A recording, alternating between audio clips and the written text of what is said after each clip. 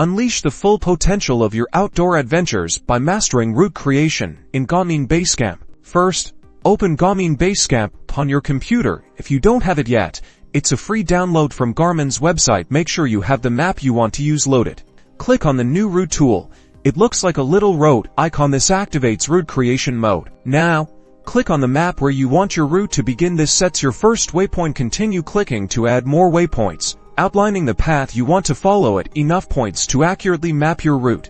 Right-click on the route you created, then select Open. This opens the Route Properties window, where you can fine-tune the details. In the Route Properties, select the activity profile that best suits your planned activity, like hiking, cycling, or driving. This helps Basecamp calculate the route appropriately. If you want a straight line between 2 points, select the Direct Route tool. You can easily adjust your route by dragging waypoints to new locations. This allows for on-the-fly modifications to accommodate changes in your plans. Once you're satisfied with your route, connect your Garmin device to your computer. Then, simply drag and drop the route onto your device in Basecamp to transfer it. And that's it.